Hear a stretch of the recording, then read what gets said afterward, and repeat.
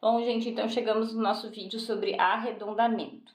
Em matemática financeira, a gente sempre vai ter que arredondar em algum momento. Por quê? Porque em boa parte dos casos a gente está lidando com valores monetários, né? E quando a gente lida com valores monetários, ou seja, com dinheiro, a gente tem que arredondar no centavo. Então, é uma lei que os valores monetários eles precisam ser arredondados em duas casas. Os únicos comércios que podem vender seus produtos com 3 casas são os postos de gasolina, eles podem usar 3 casas, mas como regra geral, a gente sempre vai arredondar em 2 casas após a vírgula, certo? Então a gente tem essa regra geral, valores monetários na resposta final sempre arredondados em 2 casas após a vírgula, senão deixa de ser um valor monetário.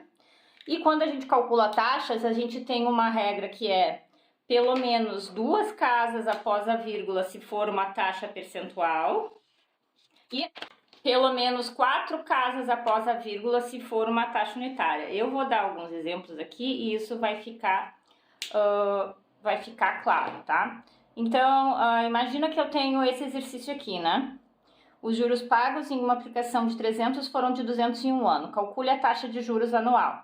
Então, vamos lá fazer esse exercício. Então, se eu for fazer esse cálculo aqui da taxa de juros anual, então eu tenho, né? De acordo com o enunciado do exercício, eu tenho 200 de juro e eu tenho um principal de 300, correto? E isso aqui foi no prazo de um ano, né? Então, eu estou naquela situação que eu sei o valor total dos juros num período de uma unidade de tempo, no caso anual, e me pede a taxa de juros anual. Legal, eu tenho todos os dados que eu preciso para fazer essa conta. Então, quanto que seria I? Então, I nesse caso seria simplesmente dividir os juros pelo principal, e daí eu teria aqui essa continha de 200 por 300, né? 200 por 300... Isso aqui vai dar 2/3. Se a gente for dividir 2...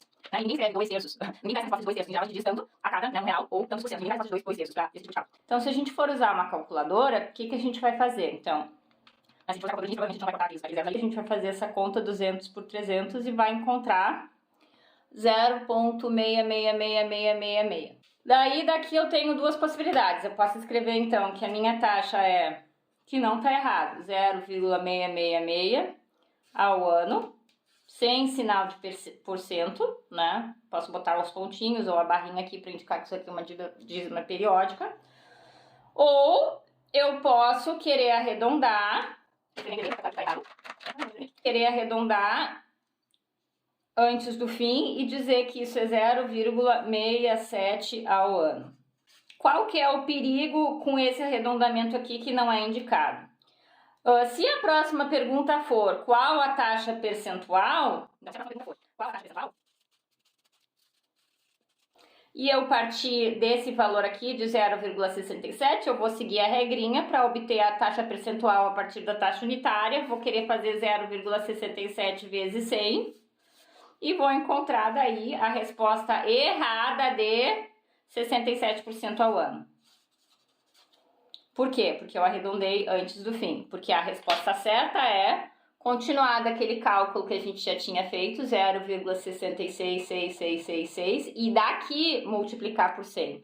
Então, daqui eu tenho que multiplicar por 100. E daí eu vou encontrar o resultado de 66,6666, e daí eu posso arredondar em 2 casas para obter 66, né, 67% ao ano. A diferença de 66,67% para 67% é muito grande. É por isso que a gente insiste com vocês que vocês apenas arredondem as contas no último passo. Esse é um exemplo muito pequenininho, muito curtinho, mas eu já vi arredondamentos muito sutis, da forma que a gente usa os recursos na calculadora, que no fim das contas dá um erro bem grande, né? Principalmente quando a gente vai lá para os financiamentos, que são 360 prestações, então esses errinhos vão se acumulando e acaba dando um erro muito grande. E se tratando de valores monetários, e como a maioria de vocês está estudando para ser de uma carreira que possivelmente vai lidar com valores monetários, esse cuidado na precisão dos cálculos é muito grande, porque com dinheiro a gente não brinca, inclusive se a gente brincar demais da cadeia. Então, basicamente, vocês não devem arredondar, porque corre o risco de ir para cadeia, certo? Então, tá. Então, aqui, praticando, né? Arredondando 2/3 com precisão de 2 casas. Como é que a gente faz? Como é que é a regrinha? A gente vai olhar para a primeira casa que a gente vai descartar, né? Então, aqui a gente tem 0,66. A gente quer arredondar em 2 casas, a gente vai descartar essas casas para cá. Então, eu olho o valor dessa casa. Se ela é 5 ou maior, eu arredondo essa para cima. Se ela é menor que 5, eu simplesmente corto as casas. Então, como 6 é maior que 5, a gente arredonda isso para 0,67, como eu fiz antes. Com precisão de 4 casas, né? Então, aqui esses pontinhos indicam que esse 6, ele se repete, né? Então, a próxima casinha que vai ter aqui também vai ser um 6, certo? Então, eu olho para essa casinha que não está aparecendo, mas que eu já sei que ela é 6. Se ela é 6, mesmo raciocínio, ela é maior do que 5, então eu arredondaria para 0,666 e essa vira um 7, porque a próxima é 6, certo? Se isso aqui fosse uma taxa unitária, daqui eu posso obter uma taxa percentual com uma precisão aceitável de 2 casas após a vírgula. Desse valor aqui eu não consigo. Então, taxas unitárias tem que ser arredondadas com pelo menos 4 casas após a vírgula, para que a partir delas a gente possa obter uma taxa percentual com 2 casas após a vírgula. Então, um outro exemplo aqui, 1,99499 arredondado para precisão de 2 casas. Precisão de 2 casas, eu vou olhar o primeiro dígito, né, a partir da segunda casa, é um 4. 4 é menor do que 5, então eu simplesmente corto e mantenho um número, fica 1,99. Agora, se eu quiser com precisão de 4 casas, o que acontece? Eu vou olhar para a quinta casa, certo?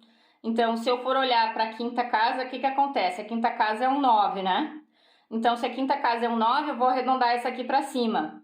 Tá, só que eu não tenho, né? Eu não tenho um dígito maior do que 9 para colocar. Ou seja, essa aqui vai virar um 10 e vai empurrar um 5 para cá. Então, com 4 casas, isso vai ficar 1,9950.